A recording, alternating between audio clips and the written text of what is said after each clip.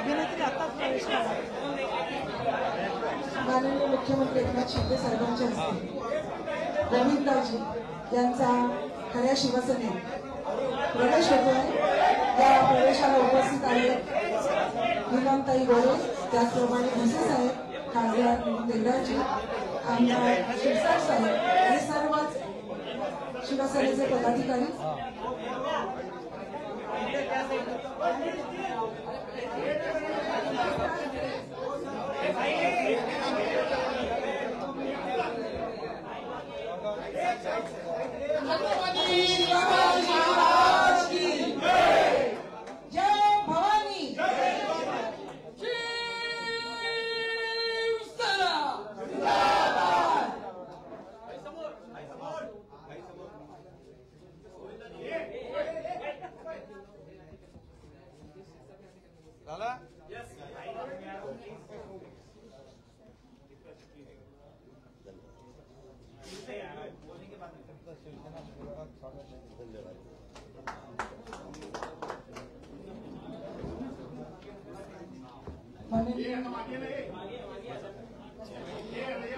मी पहिले बोलतो ना।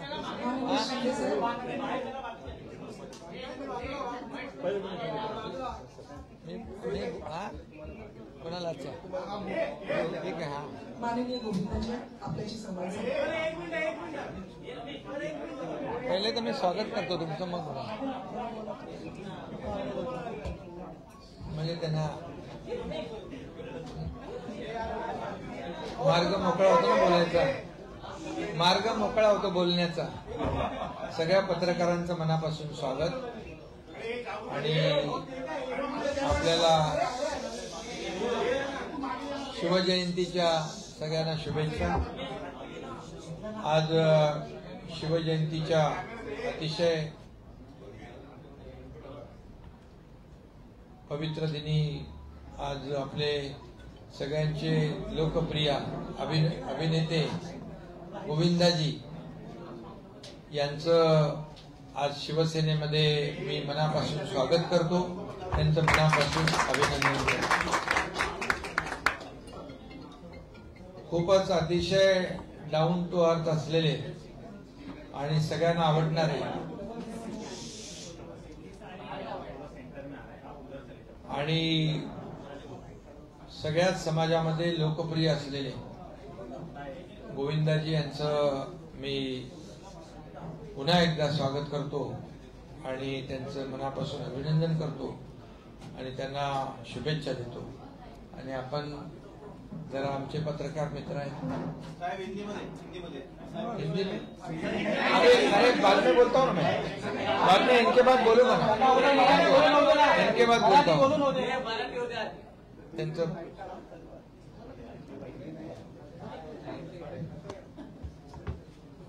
नमस्कार, प्रणाम, जय महाराष्ट्र। मी आदरणीय शिंदे साहेबांचं, आदरणीय एकनाथ शिंदे साहेबांचं मी धन्यवाद देतो। तसेच शुभेच्छा प्रदान करतो। आजच्या या दिवशी मी या पक्षात प्रवेश करणे ही मला असं वाटतं की देवापासून मिळालेलीच कृपा आहे व प्रेरणा आहे।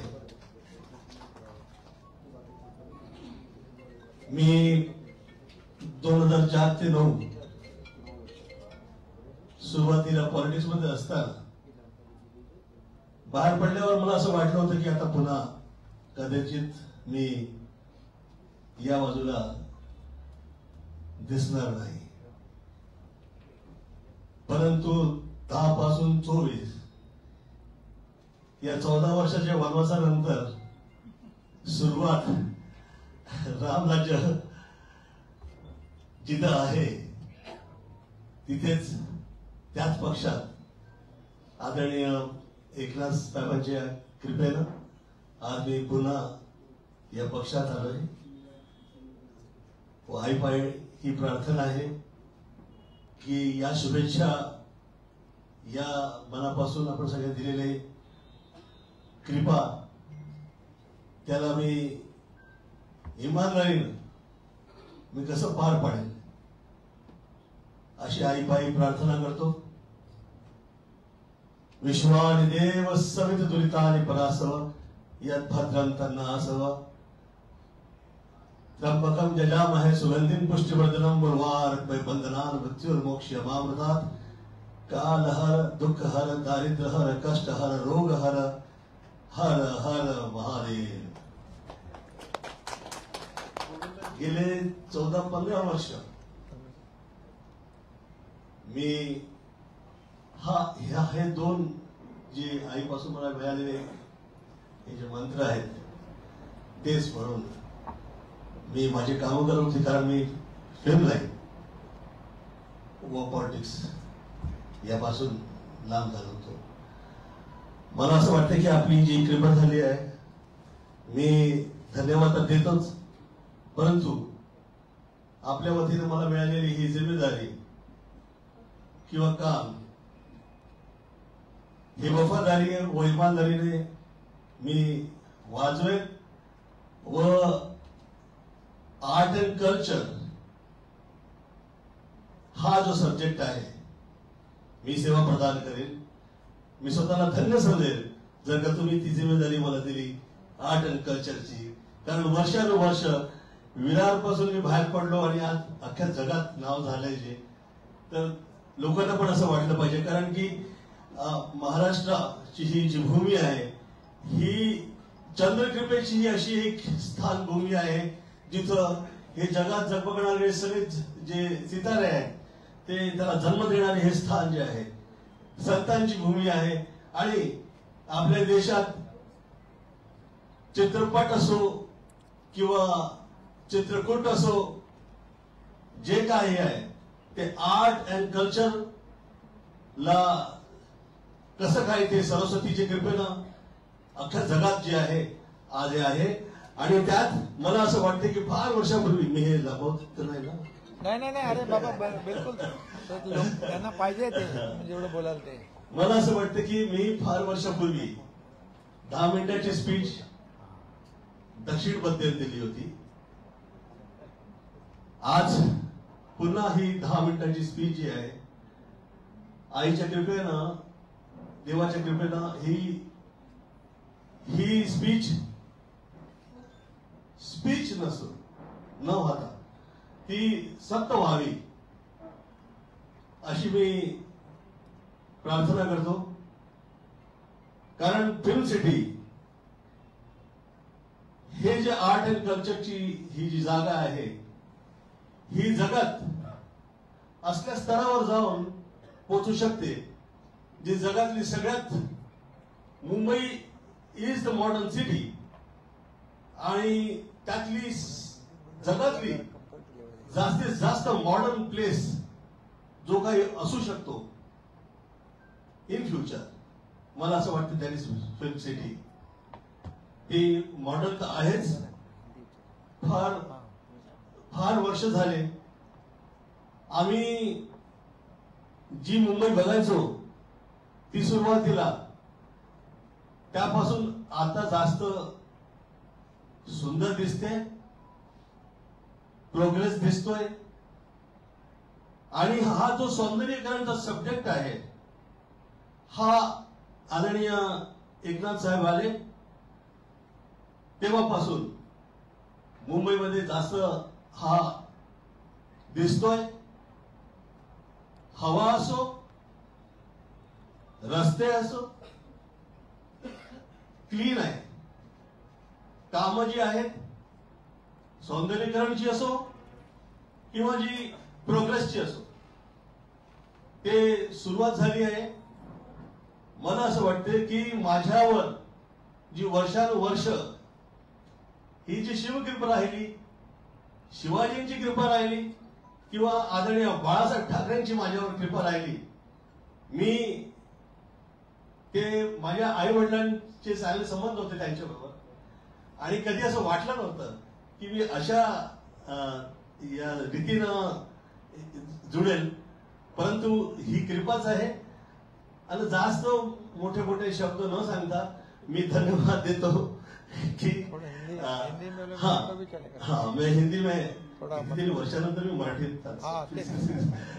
थोड़ा हिंदी में चाहिए ना आप लोगों के लिए, आपका मैं सोचता हूँ. हाँ, मैं बहुत बहुत धन्यवाद देता हूँ आदरणीय एकनाथ जी का. मेरे साथ में मित्रगण यहाँ पे आए हुए हैं, मैं आप सब लोगों का धन्यवाद देता हूँ. जो लोग यहाँ पे पत्रकार वर्ग से आए हैं, आप सभी का धन्यवाद देता हूँ. और ईश्वर से प्रार्थना करता हूँ कि जो काम मुझे मिलेगा मैं ईमानदारी के साथ वो काम कर पाऊँ, ऐसे माई के चरणों में मेरी प्रार्थना है.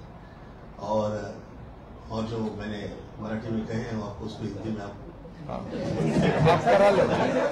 आप जी, मैं ये कह रहा हूँ कि मैं 2004 से 9 तक में था, फिर मतलब के पॉलिटिक्स में 4 से 9 था, और वो 14वीं लोकसभा थी. ये कमाल का इत्तेफाक है, ये सत्य है, सच कहूँगा कि ये 14वीं लोकसभा थी.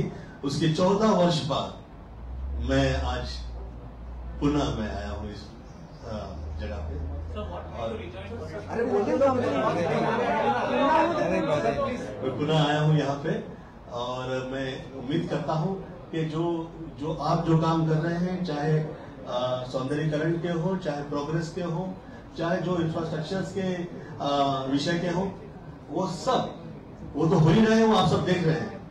मुझे ऐसा लगता है कि जो अभी इससे पहले कभी देखा नहीं. जैसे मैं उदाहरण कहूँ, ईश्वर से करके उदाहरण देना चाहूंगा, क्योंकि जिस वक्त हम प्रार्थना कर रहे होते हैं तो ये प्रार्थना होती है कि किसी की दृष्टि न लगे कि ये जो शहर में जो हम लोग कल्पना किया करते थे, वो कल्पना का सत्य और कई शहर लेके बैठ गए. मुझे ऐसा लगता है प्रेरणा तो सब मुंबई से मिली है, और जो प्रेरणा मिली, जो आर्ट एंड कल्चर की हो, चाहे वो सितारों की और वो चांद की हो, वो जो सपना हम देखा करते थे, मुझे ऐसा लगा कि आदरणीय एकनाथ जी के साथ हम लोग वो पूरा कर सकते हैं, वो सपना साकार हो सकता है.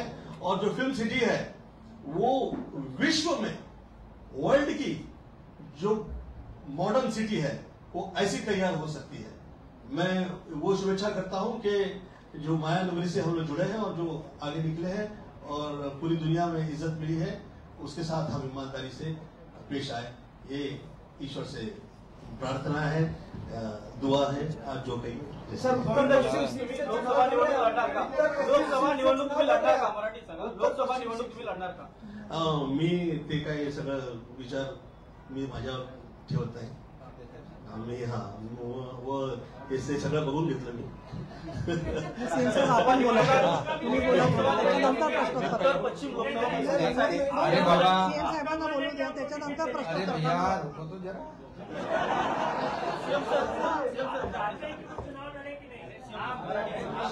आज पहिलं तर मी आपल्या सगळ्यांना पुन्हा एकदा शुभेच्छा देतो, आणि गोविंदाजी तुम्हालाही शुभेच्छा देतो.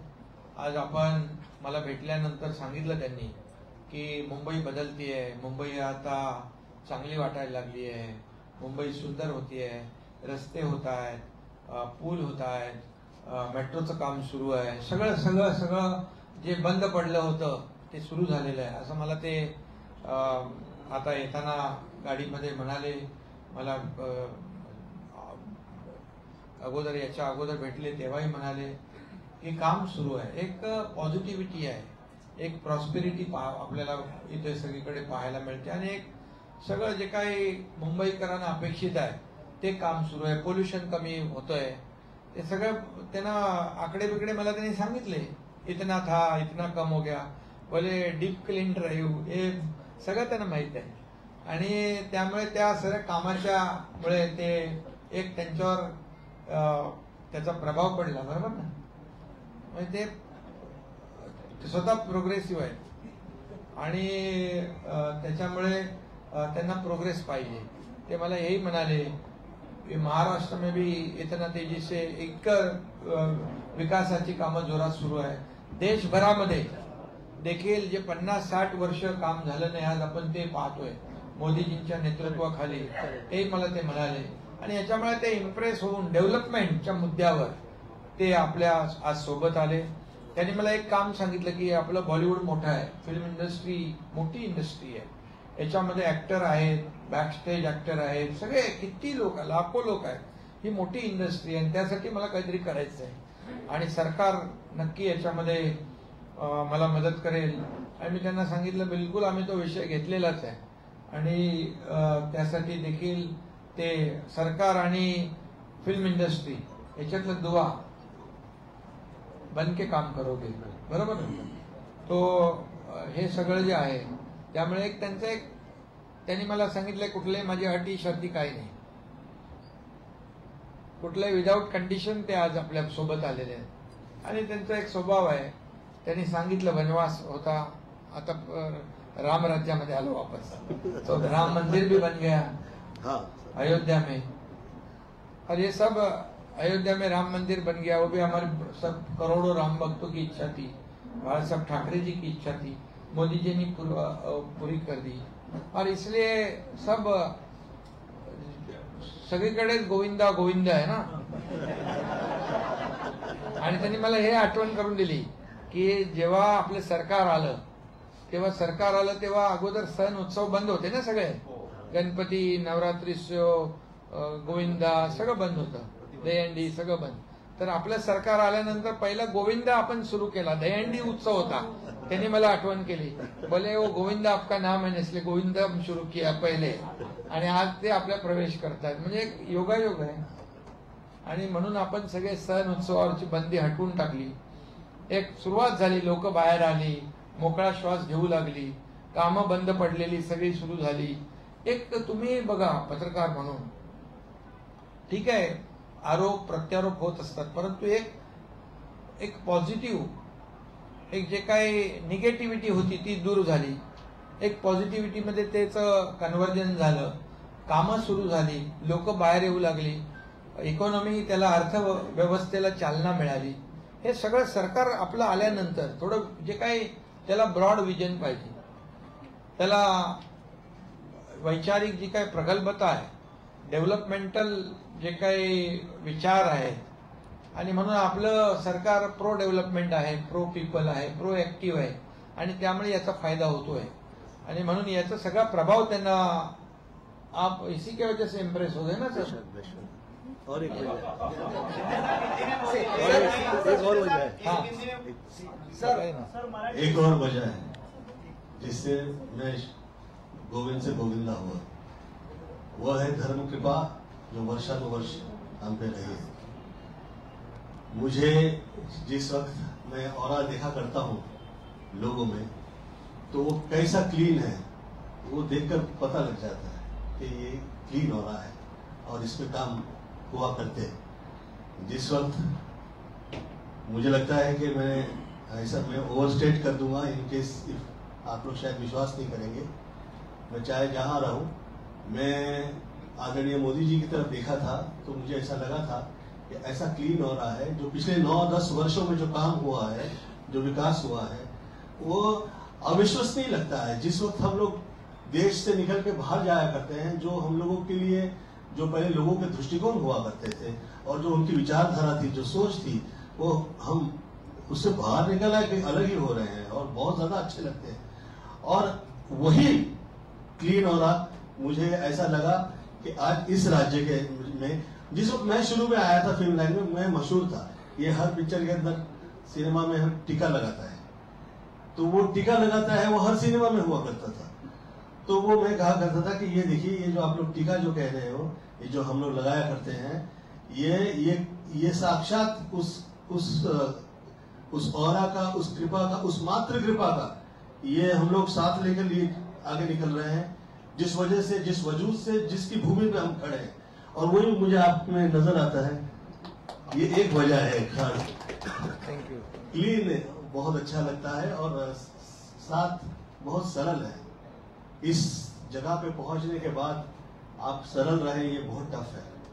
और ऐसे हार्डवर्क के बाद आप, ऐसा आपका नेचर है, ये बहुत अच्छा लगा मुझे.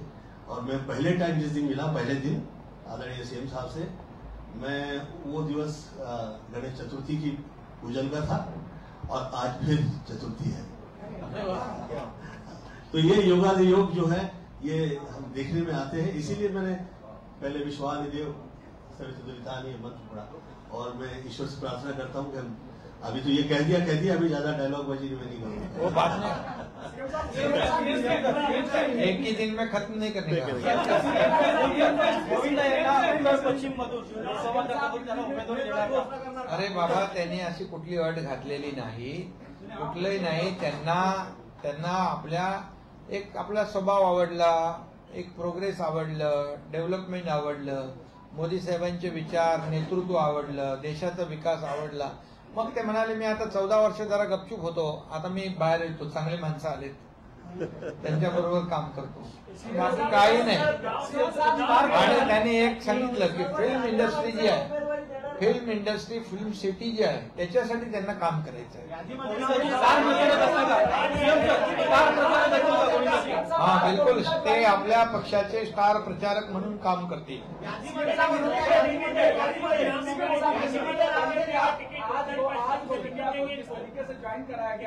अरे भैया, आप लोग देंगे क्या टिकट? अरे भैया, उनको टिकट नहीं चाहिए, जबरदस्ती उनको क्या टिकट देके गाँव भेज रहे?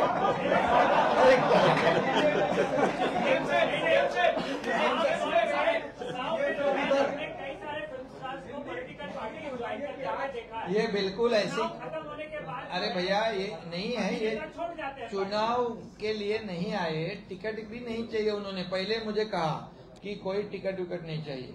मैं बोला मेट्रो का तो टिकट निकालना पड़ेगा, तो बोले वो चलेगा, चुनाव का टिकट नहीं चाहिए.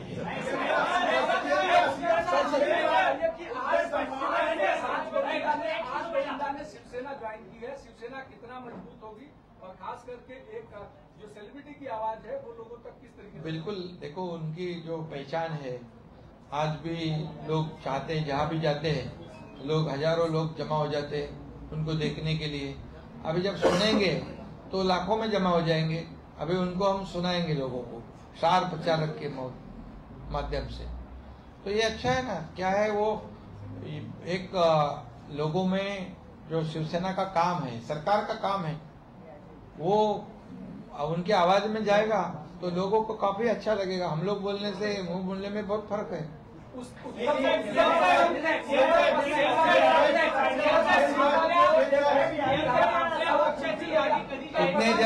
कितने जन बोलेंगे? एक बार एक ही तो बोलो.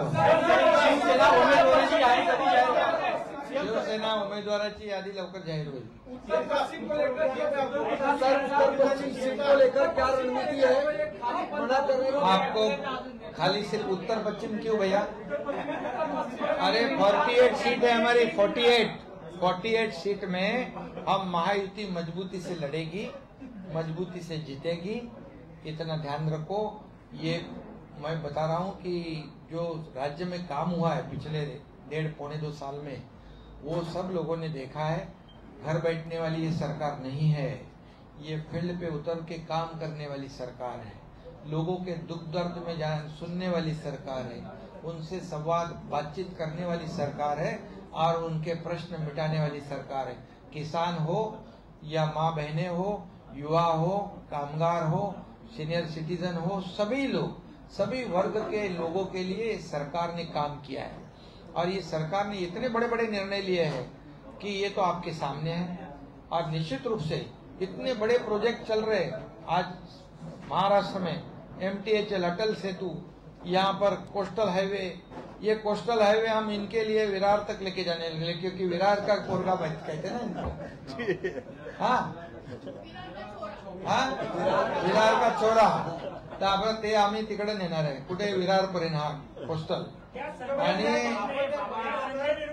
त्यांची लोकप्रियता आहे, गेल्या अनेक काळापासून लोकप्रियता आहे, त्यासोबतच त्यांना संसदीय कामकाजाचा अनुभव आहे. अशा वेळी मुंबईतल्या कुठल्या मतदारसंघात त्यांच्या नावाचा विचार होऊ शकतो. त्यांनी जरी नाही मागितलं तरी तुमच्या माध्यमातून त्यांच्या. अरे बाबा, ते निवडून आणायचं काम करतील, निवडून आणायचं काम करतील.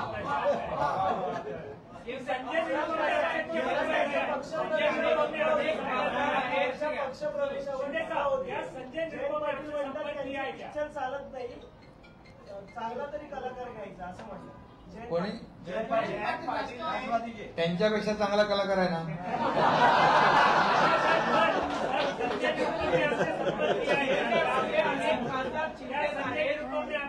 अरे बाबा, कलावंत आहे, कलाकार, त्याचा कधी अपमान करू नये. कसं आहे, माणसाचे दिवस कधी फिरतात ते माहीत पडत नाही. त्यामुळे आपण 360 डिग्री विचार करायचा असतो. आणि कलाकार हा कलाकार असतो. एका कलाकाराचा अपमान म्हणजे अख्ख्या सिनेसृष्टी इंडस्ट्रीचा अपमान आहे. त्यामुळे जे बोलले त्यांना त्याचा भुगतान करावं लागेल.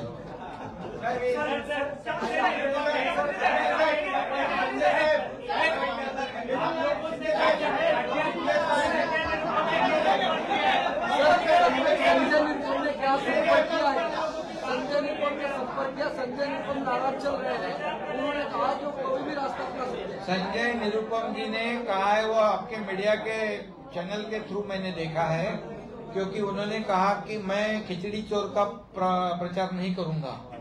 बराबर ना, कैसे करेगा कोई, कौन कर सकता है. कोविड में हम लोग तो सबको मदद कर रहे थे, कोई लोग पैसे कमा रहे थे, और ये तो खिचड़ी चोरी करना, डेड बॉडी बैग में पैसे खाना, ये तो बहुत पाप है ना. इसलिए संजय महापाप है. इसलिए संजय निरुपम जी ने बराबर कहा है.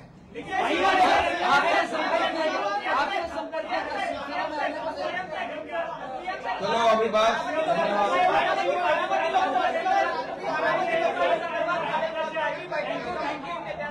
बारामती लोकसभेच्या सर्वात काही महत्वाची बैठक झालेली आहे. विजय शिवतारे यांचा बंड थंड झालेला आहे. हो, काल विजय शिवतारे आले होते.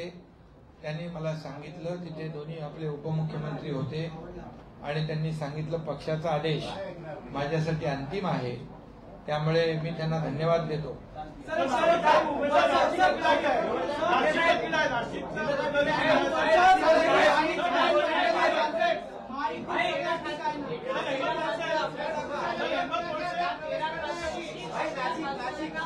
सगळे तुम्ही एवढी घाई करू नका. अजून आपल्याला निवडणुकीला वेळ आहे. 5 फेज मध्ये निवडणूक आहे. आता पहिल्या फेजचा फॉर्म भरलेला आहे, त्यामुळे तुम्ही चिंता करू नका.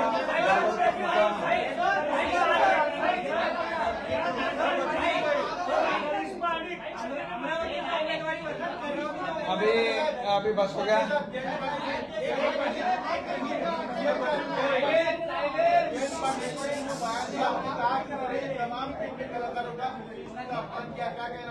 हाँ बिल्कुल, जो किसी कलाकार जो है, कोई भी कलावंत हो, वो उसको कलाकार बनने में बहुत उसको मेहनत करनी पड़ती है. जी जान से मेहनत करते हैं वो लोग. और एक कलाकार का अपमान करना बोले तो पूरी फिल्म इंडस्ट्री के जितने कलाकार है उनका अपमान करना है. अभी ऐसा काम कोई करेगा चुनाव के वक्त, तो उसको तो भुगतान तो करना पड़ेगा. तो इसलिए मैं नहीं बोलूंगा, ये गोविंदा जी बोलेंगे उनके भाषण में बाद में. और मैं आपको बहुत बहुत धन्यवाद देना चाहता हूँ. आपने जो कहा है कि फिल्म इंडस्ट्री के लिए, कलाकारों को के लिए जो करना है, सरकार मुख्यमंत्री के हैसियत से मैं अब पूरे आपके साथ हूँ.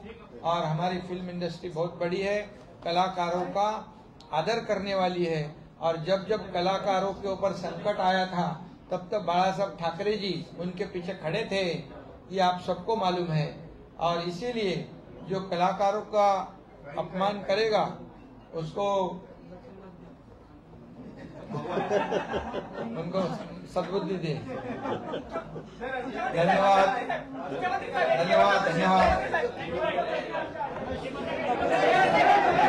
मुख्यमंत्र्यांच्या उपस्थितीमध्ये गोविंदानं शिवसेनेत प्रवेश केलेला आहे. यावेळेस गोविंदा यानं 14 वर्षांचा वनवास संपवून रामराज्य असलेल्या पक्षात मी प्रवेश केला आहे असं त्याने म्हटलंय. तर गोविंदा कोणत्याही अटी शर्तीविना शिवसेनेत प्रवेश केलेला आहे असं मुख्यमंत्र्यांनी म्हटलंय. ते आमचे स्टार प्रचारक असतील असं सुद्धा मुख्यमंत्र्यांनी म्हटलंय.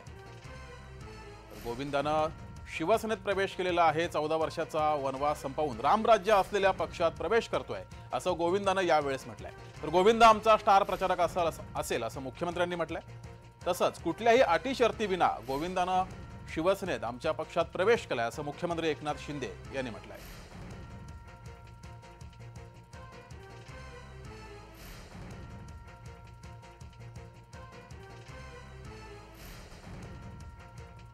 तर गोविंदांनी यावेळेस पंतप्रधान नरेंद्र मोदी यांचं कौतुक केलंय. मुख्यमंत्र्यांच्या उपस्थितीमध्ये गोविंदाचा शिवसेनेत प्रवेश झालाय. यावेळेस गोविंदा वायव्य मुंबईतून शिवसेनेचा उमेदवार असण्याची दाट शक्यता आहे. या मतदारसंघात वायव्य मुंबईत अमोल कीर्तीकर विरुद्ध गोविंदा अशी लढत होण्याची शक्यता आहे. मुख्यमंत्र्यांच्या उपस्थितीमध्ये गोविंदानं शिवसेनेत प्रवेश केलाय. गोविंदा आमचा स्टार प्रचारक असेल असं मुख्यमंत्र्यांनी म्हटलं. मात्र गोविंदा वायव्य मुंबईतून शिवसेनेचा उमेदवार असण्याची दाट शक्यता आहे. या मतदारसंघात वायव्य मुंबईत अमोल कीर्तीकर विरुद्ध गोविंदा अशी लढत होण्याची शक्यता आहे. तर 14 वर्षांचा वनवास संपवून रामराज्य असलेल्या पक्षात प्रवेश केलाय असं गोविंदा यांनी या पक्षप्रवेशाच्या वेळेस वक्तव्य केलंय. यावेळेस गोविंदांनी पंतप्रधान नरेंद्र मोदी यांचं सुद्धा कौतुक केलंय. तर मुख्यमंत्र्यांनी गोविंदा हे कोणत्याही अटी शर्तीविना पक्षात आलेले आहेत असं म्हटलंय. गोविंदा आमचे स्टार प्रचारक असतील लोकसभा निवडणुकीमध्ये असं सुद्धा मुख्यमंत्र्यांनी म्हटलंय. तर या घडीची एक मोठी बातमी, अभिनेता गोविंदा यानं शिवसेनेत प्रवेश केलाय. गोविंदा वायव्य मुंबईतून शिवसेनेचा उमेदवार असण्याची दाट शक्यता आहे. वायव्य मुंबईत अमोल कीर्तीकर विरुद्ध गोविंदा अशी लढत होण्याची शक्यता आहे. याआधी गोविंदा काँग्रेसमध्ये होते, काँग्रेसचे ते खासदार सुद्धा होते. त्यानंतर राजकारणातून ते बाहेर गेले आणि आता पुन्हा एकदा शिवसेनेत त्यांनी प्रवेश केलाय. यावेळेस गोविंदानं 14 वर्षांचा वनवास संपवून रामराज्य असलेल्या पक्षात प्रवेश करतोय असं वक्तव्य केलंय.